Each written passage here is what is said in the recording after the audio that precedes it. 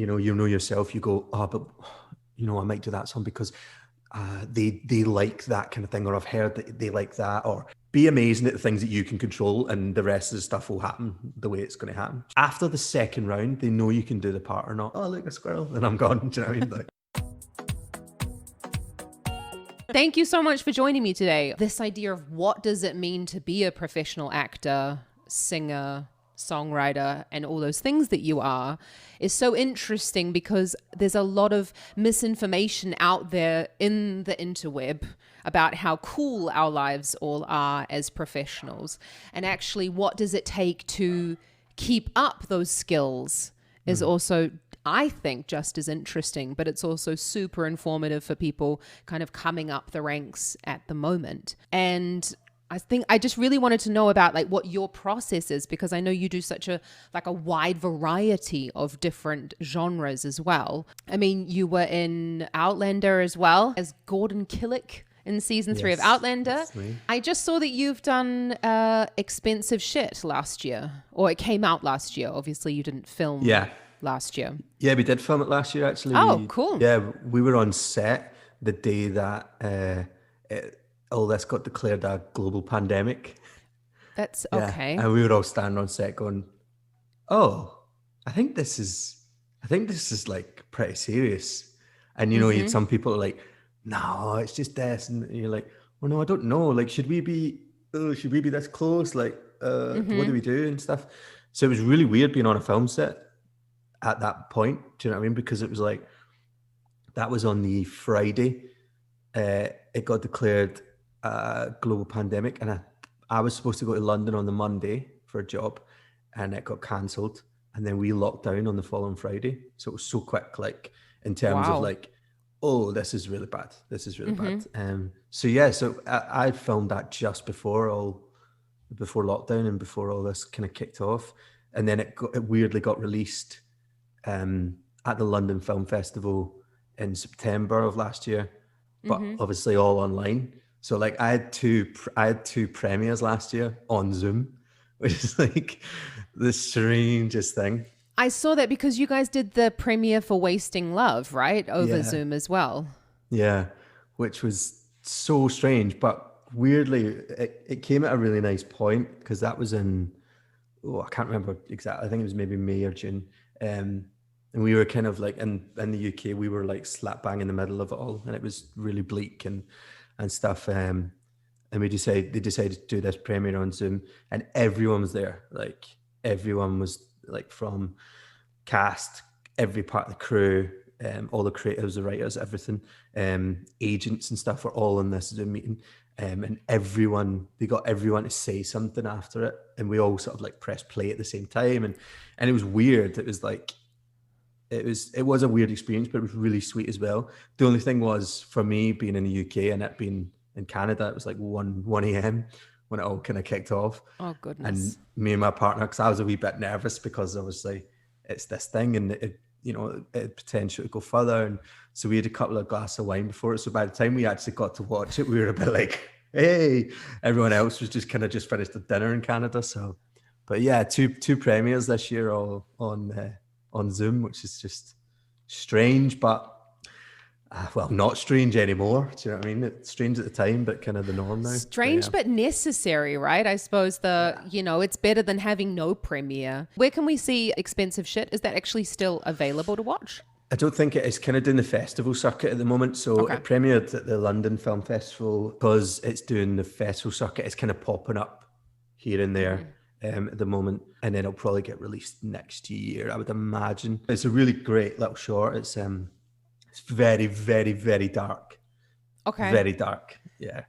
My character is very, very dark. Which was good for me, because dark in a comedic way? No. Okay. Normally that's my jam, like a bit dark comedy or something. But this is I was not a very nice person in it. But yeah, it's an amazing little short. I mean, it was just before the pandemic, but when we had the premiere and it got released and stuff like that, it was nice, because it just kind of reconnected you back to the idea of being an actor, and your work is still valid, and it's things, even though it's in different formats now and people are accessing the work differently, it's still worthwhile, because I think a lot of actors, I've kind of been all right because I've got different things on the go as well, but I think a lot of actors, their whole identity is an actor, being an actor, that's what they are.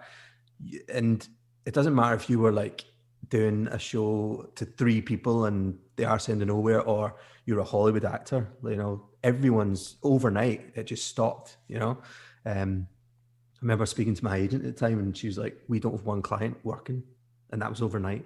Every single client just stopped. So it's nice when you do projects like that they kind of find ways to release it, and it's, people still access it, and you kind of go, oh yeah, it's still relevant. We are still relevant. I am still an actor, blah, blah, blah, So yeah, it was quite nice.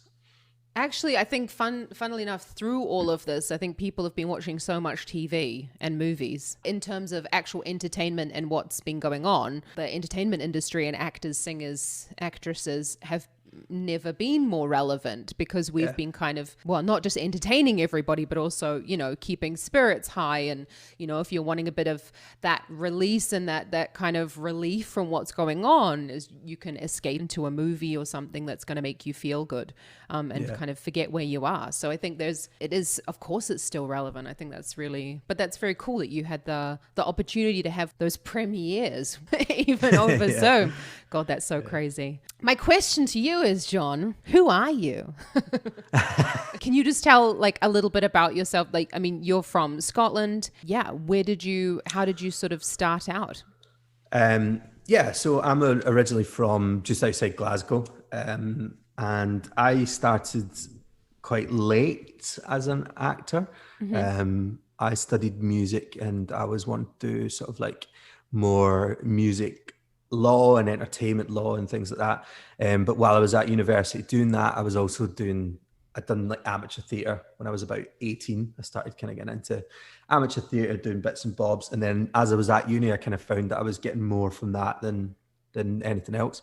And in my last year at uni, I was just sitting writing my dissertation, and I'd completely fell out of love with the course. And I was just like, but I'd kind of gone too far. I was like, I have to see this through, because what's the point in doing 3 and a bit years and not getting an honours degree? You know what I mean? So I was sitting doing my dissertation, and I just booked a trip to go around the world for a year, like just gone. I was like, see ya. Cool. So I'd done that. So I moved to Australia, lived in Australia for a bit, went to New Zealand, went sort of, it sounds cliche, but, to sort of like work out what I was going to do. And then, I came back and I was like, you know what? I really want to give this a go. I decided to audition for drama school. By that point, I'd decided only to audition for one. I'd made my mind up that I wanted to go to the RSMD, which is where we met. So I only auditioned for there. When I was 19, I'd actually auditioned for a couple of acting schools in London, and kind of got to the sort of end, but it didn't work out at the time. And which is good in hindsight now, because I think I was too young. I think actually the way I went into it was worked in my favour, because I kind of had a bit of a more grounded idea of what I wanted and a better head on my shoulders. I'd worked in pubs. I'd done all these things just to sort of like, get by. So I was coming in. I think when you've done that and you decide you want to be an actor, you're so much more focused on it, because you've done everything else, So I decided just to audition for there. Luckily got in, and we done a year musical theatre masters. Yep. Back over 10 years ago now, which is crazy. It's on your wall. Yeah. It's on the wall. I say to everyone, that's the most expensive piece of paper. I don't even know where mine is. I think it must be like up my parents' loft or something. I don't know. Because we done that, and I moved. You'd think you were the same as well. Moved straight to London. The day after, basically. Did you move the day after? My first job was in Panto up in Perth in Scotland as a dancer. And no one believes me when I say that, like, especially people I've worked with now, they just laugh in my face. And I'm like, no, that was my first professional gig, was as a dancer. Who knows how that came about? But that was my first gig. But did you move? You moved straight away, didn't you then? We had that one day off. On that one day off, I packed up my flat and I moved to London. That's right. Yeah, of course. Looking back on it now, it seems so insignificant, but it's so there's so much pressure put on that, I think, at the I time. think you And it's like, you kind of get to that stage where you're like, this is going to be my only opportunity to yeah, get an agent or to succeed in the world of musical theatre. yeah, And you just put so much pressure on yourselves and on the situation to think that, oh, this is my make or break moment, which yeah. actually is so insignificant in It's the nonsense, end. yeah. That's definitely not the be all and end all of 100%, yeah. finishing drama school. In London, then, you were involved in We Will Rock You was your first professional Yeah. gig, right, on the West End. And what was it like then, sort of being in a show because you were cover pop as well as being in the chorus at the same time, right? Or were you just cover? I had a part in it. So I was playing the rebel leader, which is kind of like, if you look at outside in the theatre when they have all the cast list, I was right at the bottom of the named characters, and then it was the ensemble. So it was quite nice. I was still like, I had my own little couple of scenes and stuff like that. And then, yeah, I was cover pop as well. But yeah, that was just it was just a crazy time because I had done a show at the Union Theatre in London. I'd done Jekyll and Hyde a couple of months after I got to London. That was like for no money. It was one of those profit share things, which are just ridiculous. So I was working during the day and then doing that at night and stuff. And it kind of went well. And then I got an audition for We Will Rock You, which is like the first show I ever saw in London. And, Yeah. love the Queen. My dad grew up listening to it. So it was really surreal auditioning for that. I think I'd done 7 rounds for that, 7 or 8 rounds for it. Yeah. Before getting it. But it was amazing. Like, I was terrified. I was, even on my first night, I was convinced that they were going to be like, oh my God, I'm so sorry. It's the wrong person. It's this guy, John. But yeah, the good thing about We Will Rock You for me was because I was just going into it like, oh my God, I'm just out of drama school, blah, blah, blah. The guy who played Pop Kevin, he had done it for years. So when you're rehearsing for a big West End show like that, that's just a machine that works, Yeah. The good thing about We Will Rock You is the resident director, Tony, and the choreographer, Georgia, they were just so amazing. And even though they knew what worked and, there were certain things that had to be the same, they gave you license to bring yourself into it, do you know what I mean? Which is quite rare in those shows. But yeah, but because... That's really cool. That's very rare, right? That you usually have exactly, what your predecessor did or what the person did in the original production, and you usually have to try and find your own way of recreating exactly what they did. Exactly that, yeah. No, they gave you a little bit of license. But with those big shows, start staying on the following year. They're obviously doing it at night. So the new cast, we have 4 weeks of rehearsal. We don't actually meet the cast until, I think it was 2 days before.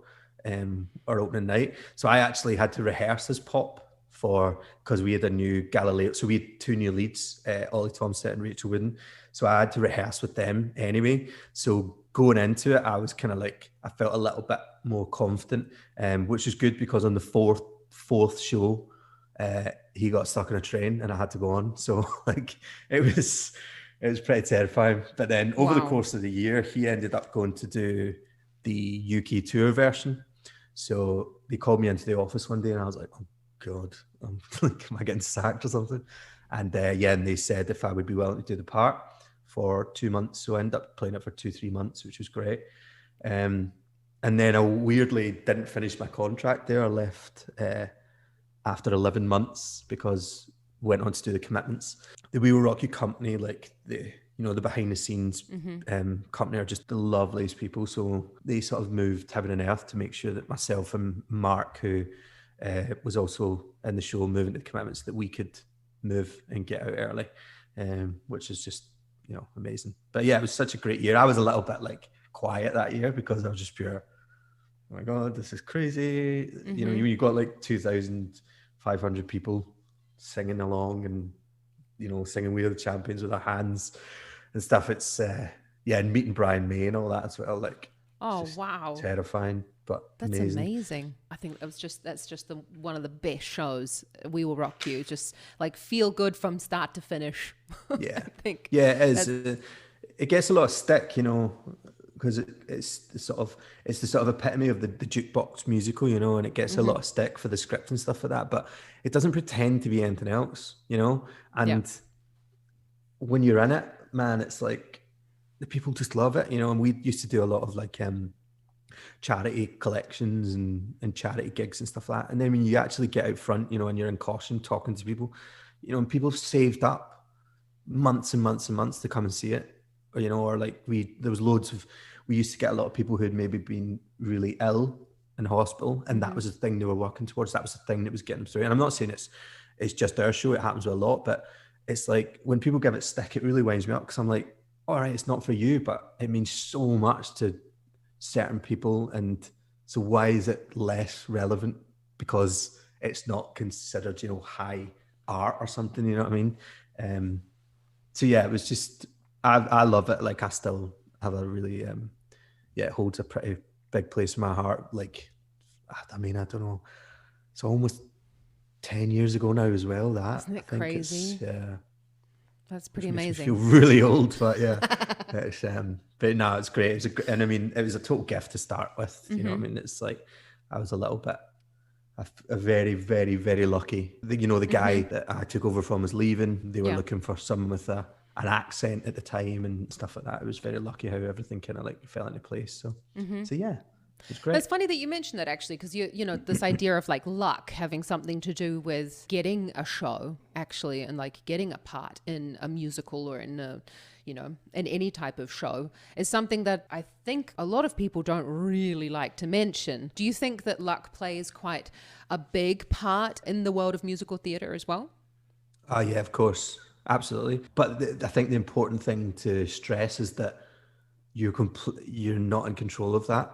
So, you know, there's a million different elements that you can't control. So there's no point even giving it a second thought, I think. And it took me a while to get round to that way of thinking, especially when you're going in for an audition. You know yourself, you go, oh, but you know, I might do that song because they like that kind of thing, or I've heard that they like that, or maybe I should do this, and oh, such and such was in for it before and they done their hair this, or they were like, just go in and do your thing. Like, be amazing at the things that you can control, and the rest of the stuff will happen the way it's going to happen. You're in control of your performance, how you come across in the room, and that's it.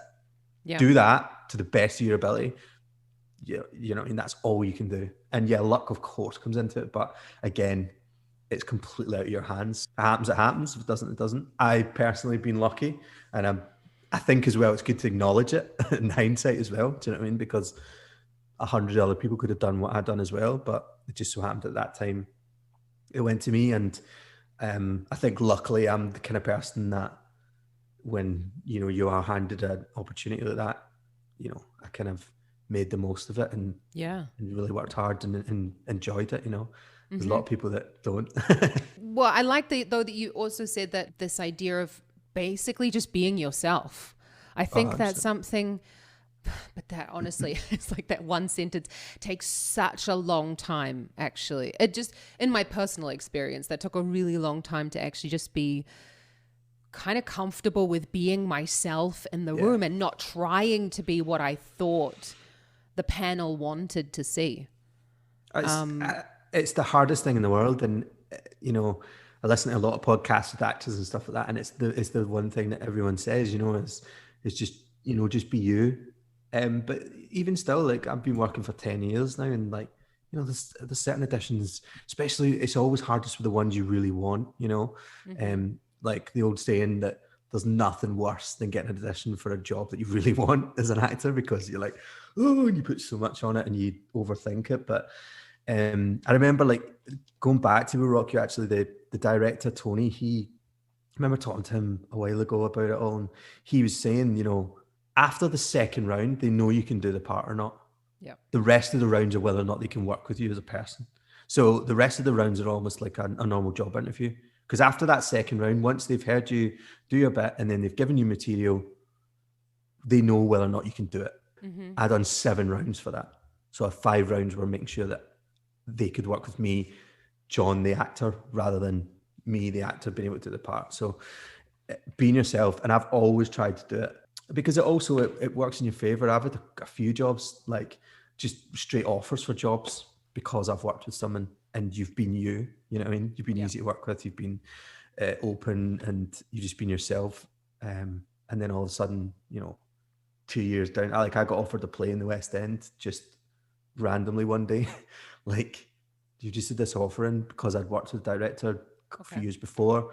I was just totally out of the blue, and it was like a straight offer, and it was like, oh, but that's purely because when I worked for him, you know, I worked hard and just was easy to work with, but that's me. I wasn't putting on a really like persona. I was just being me, and that people remember that, you know, and people bring you in more if you are just yourself and try not to overthink it. It's the hardest part, but once you start approaching auditions and jobs with that mindset, it gets a little bit easier, and you will still have the odd one that you completely overthink, especially now, I think, as well. Do you know what I mean? Because the jobs are so few and far between. Well, can you imagine what's going to happen when we can start auditioning again? It's going to be like every single actor and actress is unemployed at the moment, so it's going to be a kind of a shit show, really. Funny you said that after the second audition, they know you can do the job, but it's whether or not they can work with you.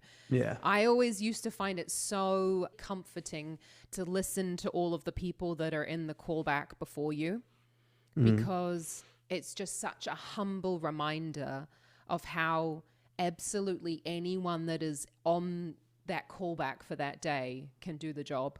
They all sound incredible. I always use it as a reminder to go in and go, all I can do is just my absolute best for that moment, because all of these fabulous singers could do the job. It really brings me back to, well, you know, I can only do my best. Yeah. And it's such a healthy mindset, I think that. And it's, again, I think it's a tough one, because I've been in audition rooms before where I've heard the person and I've been like, oh my God, why are they doing it like that? That's brilliant. I'm not doing it. Do you know what I mean? You start to question your choices, but actually you're so right. It's the same thing as I was saying, you're not in control of what they're doing, you know, unless you like trip them up on the way in or something. But like, you know, they're doing their thing that they've worked on, you go in and you do your thing. It's, you know, it's purely taste. It's hard. Even 10 years down the line, auditions are difficult and they're stressful. As long as you can come out going, that's the best I could do, you know, and you will get an audition where you come out and go, could have done that better. But just chalk that one up to experience. 9 times out of 10, those are the ones you get though, and you're like, really? They want me for that? Are you sure? Have you ever read Bryan Cranston's autobiography?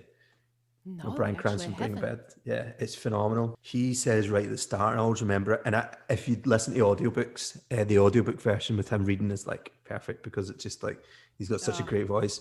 But he talks about how he early on in his career, instead of getting stressed about auditions, he viewed auditions as a performance. So we all want to be actors, and as an actor, what you want to do is you want to perform. You know, you want to show someone a character, you want to lose yourself in a character. So if he gets an audition for something, he goes, well, I get to do what I love for 10 minutes. Do you know what I mean? And I was like, that's such a great mindset. And he said as soon as he started thinking like that, he didn't care about auditions anymore, like negatively. Do you know what I mean? He just goes, it's a performance, and it just so happens that this one might be in a room to 2 people for 10 minutes rather than on TV to millions of people, but it's still part of what I want to do. So I'm going to do it. That's such a healthy mindset as well, to approach the sort of auditions in that way. I think otherwise you just 100%. Get so bogged down with nerves. Again, it is hard though. It's, you know, I mean, these are all things that you can write down and go, yeah, I'm going to start doing that, but it's impossible just to flick that switch. It's more of a, as I say, like a mindset going in. I think if you can bring parts of it in, it'll start to make you sort of like subconsciously maybe a bit more relaxed and a bit more yourself, you know what I mean? Because if we try and think what they want and try and give them what they want, we're almost putting a facade on, do you know what I mean? Whereas if we're just ourselves and then we do the acting bit the way that we want to do it to the best of our ability, then you can't do any more than that, you know? Oh, and I think you start to second guess everything. I think you start to second guess and end up just getting yourself all in a tiz. That whole idea of mindset, I think, is something that is often, well, I don't remember it ever being mentioned actually in my training ever. This idea about how do you get into the mindset of the work itself? Because, you know, doing what you do, although you may be not on the stage or in front of a camera right at the moment, you know, it is about that work behind the scenes as well. What sort of stuff do you do then to like maintain your craft as an actor? I think with the long running shows, I'd be lying if I said that at points it didn't become a job. It's just the nature of those. You're doing it 8 times in a week, and 6 days a week, 1 day off. There's going to be days where you're having a bit of a rubbish day, so you just go and you do it. For me, I've never been very good at sitting around. I have to keep creative. I've got a super annoyingly sort of like short attention span, and I have to be doing something. So when I was doing the shows, I was writing music a lot of the time. I try and take a project into something if I'm doing it for a long time. I was doing a play in the West End where I was actually off stage cover at the time because I was trying to get into more straight acting work, and it was a play with loads of like stars. So I was happy to just sit and learn from them, which was amazing. But I decided to write an EP in that time in my dressing room. So done that, released it after we finished, There's been a few things where when I was doing Local Hero, the thing in Edinburgh last year or the year before, can't remember now. All the years are merged. The thing that we were supposed to take to the Old Vic, I was writing a musical. I was writing the music for a musical in Ireland at the time. So I always try and have a project or something, even if it's silly. Like, even when I'd done a show in Edinburgh at the festival a couple of years ago, the National Theatre of Scotland, it was a short run. It was only a month, but there was a period when I was off stage for 10 minutes. So I decided to learn all the capital cities in the world.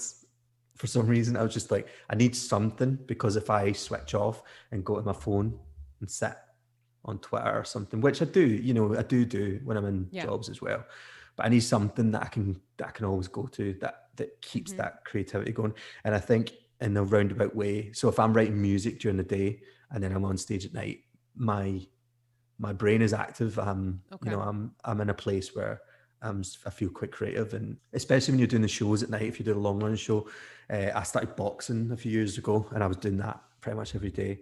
I think keeping your day busy is the best thing to do in those long run shows. When you're on set, however, it's a totally different kettle of fish, because you are sitting, so you're just waiting.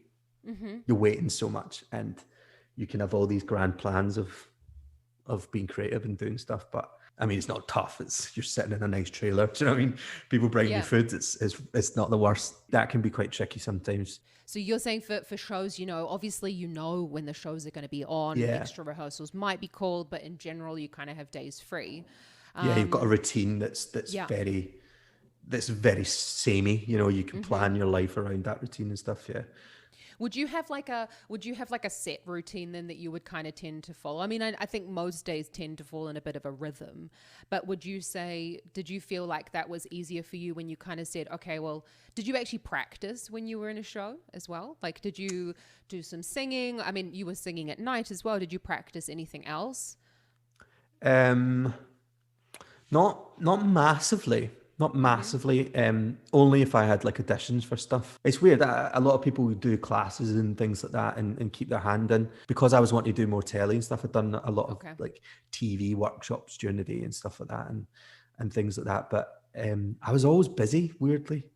As I say, like I had always something on the go, which still informed what I was doing at night. I was very comfortable in the shows that I'd done as well, without sounding egotistical, but they were very much me. I was fine just going in, even if I had a rough day. I knew I could pull it out of the bags. But being on set is different for me, because you've got so much time to overthink as well. Get your sides in the morning. Okay, this is what we're going to do today. And yeah, as you say, like for Outlander, I had to get prosthetics on my leg at like 5:30 in the morning. So you've not slept very well because you're thinking about the next day or whatever, and then you're up at the 5:30, and you maybe not get on set until about 10. So you get your makeup and your prosthetics done, then you're in your trailer just sitting, just talking yourself out of your scene that you're about to do. Do you know what I mean? You're like, because you've got so much time. For me, when I'm on set for stuff like that, audiobooks are my jam for on set, because I'm quite sociable. I do, I don't mind talking to people, but I am, and not many people know it about me, but I'm quite shy. I overthink a lot of things. So I normally just put my headphones in and especially if it's an important scene. If it's just a scene that's one line, and I'm like, I'll be fine. For an important thing, I always, if I'm about to go on set for something, I have a list of audiobooks or podcasts, and I just go through them, because I will sit with my sides and analyze it to the point where I've lost any spontaneity, or do you know what I mean? So everyone's got their own thing, you know. I think it's just important to start to work out what helps you and creatively, and stay in the moment, stay spontaneous, and everyone will have their own way of doing that. And over the years, I've found what works for me. Sitting about all day watching Netflix isn't conducive to a good performance at night for me, I think. Some people need to relax during the day in order to be on it at night. I personally have to keep active as much as possible during the days.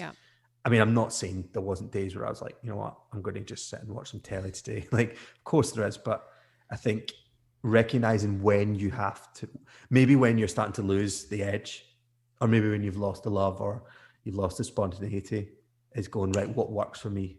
Right, I need to go play guitar, or I need to read the play, or, and you know, when we were Real Rock You, actually, me and a couple of the guys got together and formed a little play reading thing. Like, we just rehearse some plays in the bar during the day, not to put on anywhere, just literally to do something, just to keep it active and keep sort of keep that acting muscle ticking over, you know. So how would you say the difference was between preparation for a show and preparation for TV? So you just said that you would get the sides like on the day for TV, and obviously shows. What was sort of your rehearsal schedule like?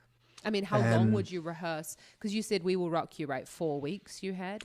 We Will Rock You was 4 weeks, but that's very much because it's something that's already been, they know what works. It's already on, you know, they don't need to build the set and stuff. It's very much the cast finish on the Saturday and then the new cast start on the Monday. Do you know what I mean? It's seamless. If you came on the Saturday and the Monday, you'd be a bit like, but the show would be the same. You know what I mean? You'd be like, hang on, that guy wasn't Scottish, or, you know, whatever.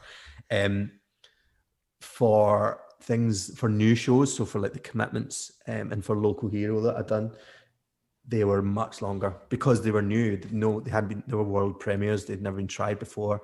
So the rehearsal process for that is a lot longer and a lot more intense, and a lot of stuff you need to try. And then, you know, 4 weeks later, you're like, oh my God, remember we done that for that number? So it's a lot longer process. For TV and film, you know, you'll mostly get the script, you know, a couple of weeks before maybe. For bigger stuff, you obviously go for a read through, and you'll normally read like maybe 3 episodes, for example, but it won't be filmed in chronological order a lot of the time. So for shows as well, you rehearse at that a lot, you know, a lot of the time, right, we're going to start with the finale today, and we'll work our way back or whatever, but it's over a longer period of time, so you then start to run it in order and stuff like that, whereas when you're shooting, it's like all over the place. I mean, it's the classic cliche of people going, you know, TV and film acting is completely different from theatre, but it's like a totally different discipline. It's almost like running and swimming. Do you know what I mean? It's like one's on dry land and one's like out at sea. So yeah, completely different ways that you actually prepare for them, right? And what you actually have to do and how big it all needs to be. I mean, especially in theatre where you're, you know, very far away from some of the people at the back, and they still need to see what you're doing. It still needs to come across, as opposed to act like camera acting where it's right there. You know, it's do everything and nothing at the exact same time as TV and film, and it's hard to get that. And some people are better than others, and you know, and there's some theatre actors who do it and they're like, it's not for me. And then there's obviously some film and TV actors who do theatre and go, yeah, that's not for me, because I think they're not mutually exclusive, but they're very, very different disciplines, I think. Cool. Wow. Amazing that you feel like you can kind of like move between the two as well. That's fantastic. But you're also a singer-songwriter. Do you feel like that's something that you can do alongside, or, you know, shows and movies and things like that as well? Do you feel like that is something that complements that, or do you feel like you need to concentrate just on your songwriting, you know, sometimes away from all of that as well? It's the kind of like the constant sort of battle in my professional life, is that I don't think they're ever mutually exclusive. You know, you can absolutely, as I said, I've done shows and plays and stuff before where I'm writing in the dressing room and stuff like that.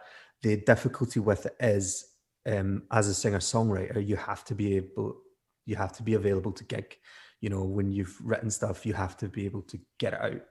Especially now, it's so difficult. It's so competitive. Everything can be streamed for no money and stuff like that. So I released an EP a few years ago and it done really well. And then I then got a job straight away, and it took me away for 5 months. So I couldn't then gig the stuff. And then 5 months later, I would gig the stuff and people were like, oh, I really like it. You should do more. And I'm like, I know, I'm actually, yeah, I'll do some more gigs. And then you get another job.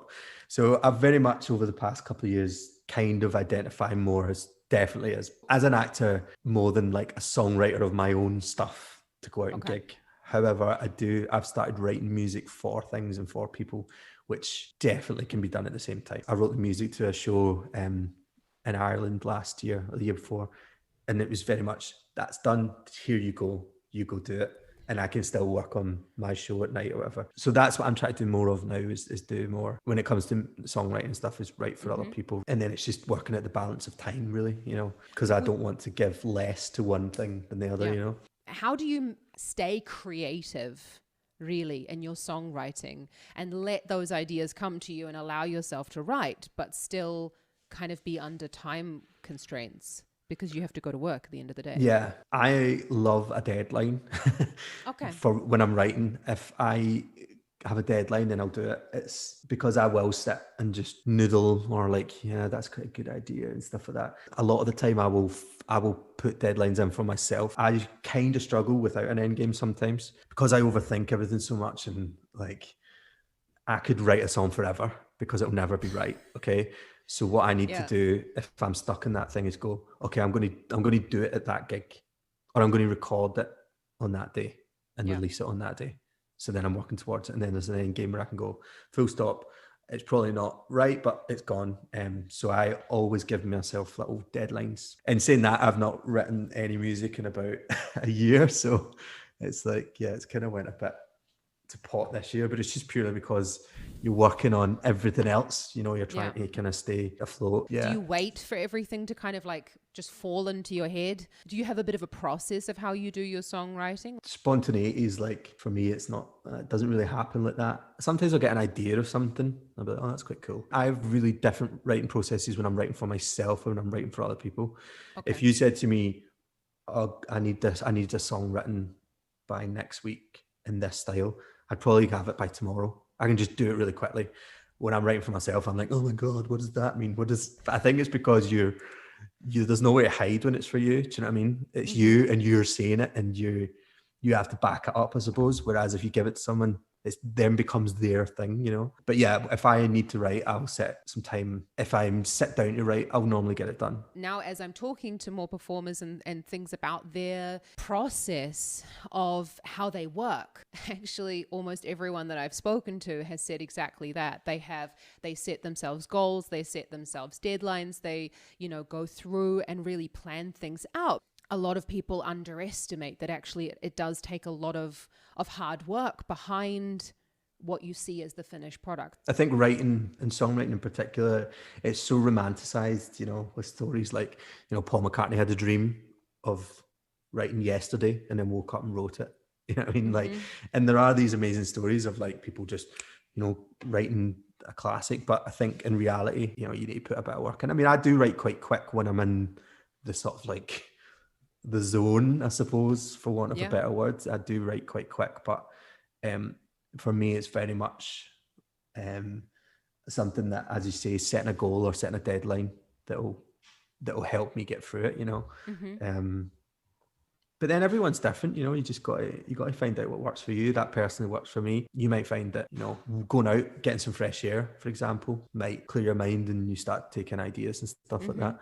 I get too distracted. I've got a short attention span, so I'll be like, right, I'm going to go for a walk with the dog and try and compose this thing, and then I'm like, oh, look, a squirrel, and I'm gone. Do you know what I mean? Like, so yeah, I need to kind of sit and hone in a little bit. We're talking about Paul McCartney and stuff, where he's no slouch. Do you know what I mean? He's got a lot, but I'm sure for every Let It Be and Yesterday that spontaneously came, there was hours and hours of writing X, Y, and Z, you know. So, but again, it's just your process, you know. It's just about what makes sense to you and what makes you comfortable and confident, you know. I've learned, it's a classic thing, you know, learning on the job. Most of the stuff that I take into jobs now I've learned from working with other people and stuff like that, and taking little bits and go, okay, that's what is applicable to the way that I work. That not so much, but that there is great for that person, and I get why, but not for me. And just sort of like forming a process that works for you, and it's easy, man. It seems easy when you watch everyone doing it. I think actually finding the process yourself is a big part of the training. It's a big part of going in and learning the guitar, learning singing, learning, and especially I suppose in those first couple of shows that you did on the West End, you know, learning what actually works for you. I suppose that comes with experience as well, and just getting to know you as a performer as well. And as a professional, I think as well is important. Like you start to form some like a professional identity after a few jobs, you know. Coming out of drama school, like if I had the opportunity to go back 10 years and talk to that guy, I'd be like, mate, just relax, you know, and just chill out. Stop trying to do millions of things, you know. I think after about a year and a half of working as an actor, I was like, and it's what I always say anytime I'm teaching or anything now is like, we all come out and we all think we can do 1,000 things, but the reality is that one thing that you think you're all right at, there's 500 people that are fucking amazing at it. You know what I mean? Like, yeah, it's good to hone and get better at things, but what makes you unique? What's your selling point? Right. Concentrate on being the best at that. Do you know what I mean? And I think after I kind of got that mentality, things started falling into place for me. And obviously, yeah, of course, you know, learning a new skill, brilliant. X, Y, and Z, but as long as you've got a clear idea of what your identity is as a performer and a professional, then everything else will start to kind of work its way back to you. Do you know what I mean? How are you expecting other people to kind of have a clear idea about what you are as a performer if you don't have any idea about what you are? Yeah, exactly. That's so much food for thought, though. Thank you so much for pleasure, man. For sharing your experience as well. I go off on tangents. I'm sorry. It's so nice to connect again and to say, you know, to see lovely how everything's, you know, going for you. It's awesome. Yeah, it's nice to talk through stuff as well sometimes, you know, that way, like, especially now, I think as actors, we're a little bit lost, I guess, you know, and especially people coming into the business now. Like, I've done a few talks with graduates and I'm just like, I just want to hug them and be like, look, don't worry, because we're all kind of in this weird same boat, and it's been a bit of a leveler, this, you know, and I think it's put, well, for me anyway, it's put a lot of things in perspective, you know, like, so what if you don't get a job? Like, do you know what I mean? Yeah. There's worse things. Do you know what I mean? It can only get better from here on in, you know, and I think like going forward as an actor, for me personally anyway, I think, you know, I'll still work as hard and I'll still do as much research and all that stuff, but the unnecessary nonsense that you put on top of needing that job or wanting that job, just, you know what I mean? We've survived this. My old flatmate and me are actually doing a series of, my flatmate that I was living with just around the corner in Glasgow during lockdown and stuff like that, came up with a sort of like a concept of doing this thing called the 3 meter mixtape, because obviously we're only allowed to sing with each other at 3 meters distance.